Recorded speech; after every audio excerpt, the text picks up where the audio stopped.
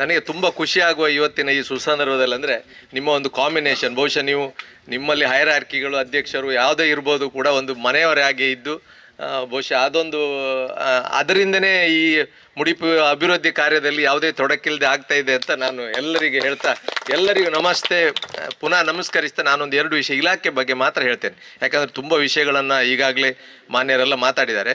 ಬಹುಶಃ ಇಲಾಖೆ ಹಿಂದೆ ನಿಮಗೊಂದು 15-25 ವರ್ಷದ ಹಿಂದಿನ ಒಂದು ಇಲಾಖೆಯ ನಮ್ಮ ಏಮ್ ಏನಿತ್ತಂದರೆ, ನೀವು ಜಾನುವಾರು ಸಾಕ್ತೀರಿ, ಹುಷಾರಿಲ್ಲ ಅಂದರೆ ನಮ್ಮ ಹತ್ರ ಬರ್ತೀರಿ, ಟ್ರೀಟ್ಮೆಂಟ್ ಕೊಂಡು ಹೋಗ್ತೀರಿ, ಅಥವಾ ನಮ್ಮನ್ನು ಕರ್ಕೊಂಡು ಹೋಗ್ತೀರಿ, ಟ್ರೀಟ್ಮೆಂಟ್ ಕೊಂಡು ಹೋಗ್ತೀರಿ.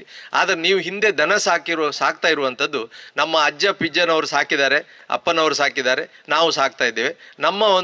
ನಮಗೆ ದಿನ ಖರ್ಚಿಗೆ ಬೇಕಾಗುತ್ತೆ, ಉಳಿದನ್ನು ನಾವು ಪಕ್ಕದ ಮನೆಯಲ್ಲಿ ಕೊಡುವಂಥ ಒಂದು ವ್ಯವಸ್ಥೆ ಇತ್ತು. ಸೊ ಆಗ ಖಾಲಿ ಚಿಕಿತ್ಸೆ ಅನ್ನುವಂಥದ್ದು ಪಶುವೈದ್ಯರ ಕೆಲಸ, ಚಿಕಿತ್ಸೆ ಕೊಡುವಂಥದ್ದು. ಅದು ಹಿಂದಿನ ಸರ್ಕಾರದಲ್ಲಿ ದೊಡ್ಡ ಚಿಕಿತ್ಸಾಲಯಗಳಿಗೆ ಡಾಕ್ಟರ್ ಇರ್ತಾರೆ, ಅದರ ಕೆಳಗೆ ಇನ್ಸ್ಪೆಕ್ಟರ್ ಇರ್ತಾರೆ, ಆ ಥರದ ಒಂದು ವ್ಯವಸ್ಥೆ ಇತ್ತು. ಈಗ ಈ ಕಳೆದ ಒಂದು 10-15-20 ವರ್ಷದಲ್ಲಿ ಏನಾಗಿದೆ ಅಂದರೆ, ನಾವು ದನ ಸಾಕಾಣಿಕೆ ಮಾಡುವಂಥದ್ದು ನಮಗೆ ಅದು ಹೊರೆ ಆಗ್ತಾ ಬರ್ತಾ ಇದೆ. ಯಾಕಂದರೆ ನಾವು ಬೇರೆ ಬೇರೆ ವಿಧಗಳಲ್ಲಿ ವಿಮುಖರಾಗ್ತಾ ಇದ್ದೇವೆ ಯಾವುದು ಅಗ್ರಿಕಲ್ಚರಿಂದ.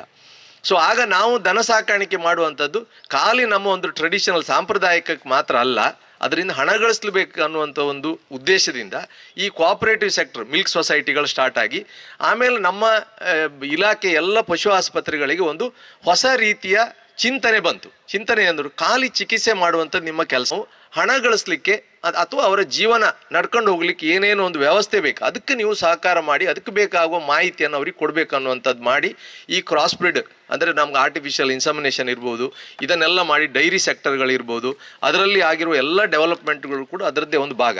ಸೊ ಅದೇ ರೀತಿಯಲ್ಲಿ ಈಗ ಪಶು ಆಸ್ಪತ್ರೆಗಳಿಗೆ ಇವನ್ ಬೇರೆ ಯಾವುದೇ ಇಲಾಖೆಗಳಿಗೆ ಇಲ್ಲದೇ ಇರುವಷ್ಟು ಅನುದಾನವನ್ನು ಇನ್ಫ್ರಾಸ್ಟ್ರಕ್ಚರ್ಗೆ ನಮಗೆ ಕೊಡ್ತಾ ಇದ್ದಾರೆ. ಯಾಕಂದರೆ ಅದು ಈಗ ಯಾವುದೋ ಸಾಲ ತಗೊಂಡಾಗಲಿ ಎಲ್ಲಿಂದೋ ಒಂದು ಕಡೆಯಿಂದ ನಮ್ಗೆ ಎಲ್ಲೆಲ್ಲೂ ಹೊಸ ಬಿಲ್ಡಿಂಗ್ ಬೇಕು ಅಲ್ಲಿಗೆ ಆದಷ್ಟು ಮಾಡ್ತಾ ಇದ್ದಾರೆ.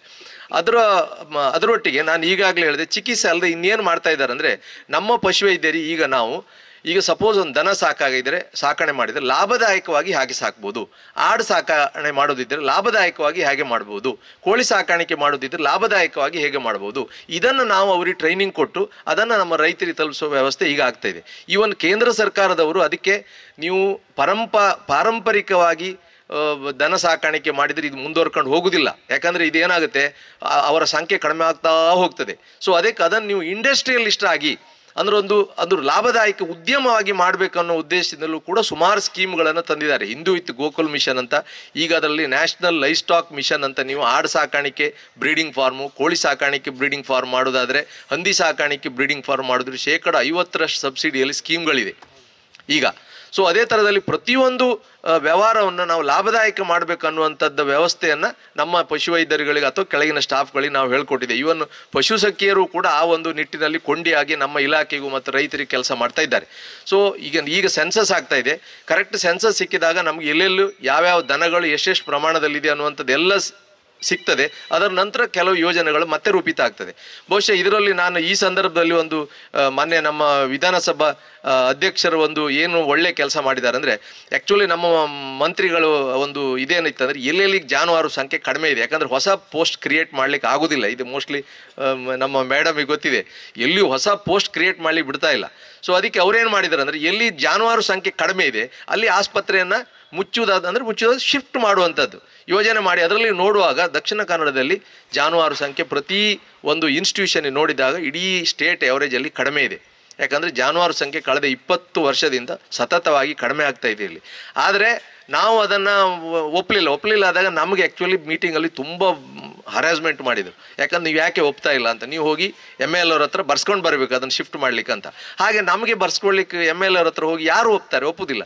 ಆಗ ನಾವೇನು ಮಾಡಿದ್ದು, ಮಾನ್ಯ ಶಾಸಕರು UT ಖಾದರ್ ಸರ್ ಹತ್ರ ಆ ವಿಷಯವನ್ನು ತಿಳಿಸಿದ್ದು. ಆಗ ಅವ್ರೇನು ಮಾಡಿದರು, ಇಲ್ಲಿನ ಎಲ್ಲ MLAಗಳನ್ನು ಅವರ ಚೇಂಬರಲ್ಲಿ ಕರೆಸಿ ಅವರು ಒಂದು ಮೀಟಿಂಗ್ ಮಾಡಿದರು. ಮೀಟಿಂಗ್ ಮಾಡಿದಾಗ ನಾವೇನು ಮಾಡಿದ್ದು, ನಮ್ಮ ಕೈಯಲ್ಲಿರೋ ಕೆಲಸ ಏನು ಮಾಡಿದ್ದು ಅಂದರೆ, ಎಲ್ಲೆಲ್ಲಿ ಕಡಿಮೆ ಇದೆ ಅದಕ್ಕೆ ಇನ್ನೊಂದು ಗ್ರಾಮವನ್ನು ಸೇರಿಸಿ ಜಾಸ್ತಿ ಎಲ್ಲಿದೆ ಅಲ್ಲಿ ಗ್ರಾಮವನ್ನು ಕಡಿಮೆ ಮಾಡಿ ಎಲ್ಲ ಒಂದು ಹಂಚಿಕೆ ಒಂದು ಯಾವುದು ಇನ್ಸ್ಟಿಟ್ಯೂಷನ್ ಹೋಗದಿದ್ದಾಗ ಒಂದು ಐಡಿಯಾ ಮಾಡಿ ನಾವು ಪ್ರೆಸೆಂಟ್ ಮಾಡಿದ್ದು. ಸೊ ಹಾಗೆ ಸನ್ಮಾನ್ಯ ಖಾದರ್ ಸಾರು ಯಾವುದೇ ಇನ್ಸ್ಟಿಟ್ಯೂಷನ್ನ ನಮ್ಮ ದಕ್ಷಿಣ ಕನ್ನಡ ಮತ್ತು ಉಡುಪಿ ಎರಡು ಕಡೆಯಿಂದ ಹೋಗದಿದ್ದಾಗ ಒಂದು ಪ್ರೊಟೆಕ್ಷನ್ ಮಾಡಿದ್ದಾರೆ. ಆದ್ದರಿಂದ ಸುಮಾರು ಇನ್ಸ್ಟಿಟ್ಯೂಷನ್ ಅವರು ಉಳಿಸ್ಕೊಂಡಿದ್ದಾರೆ. ಸೊ ಮುಂದೆ ಏನಾಗುತ್ತೋ ಗೊತ್ತಿಲ್ಲ.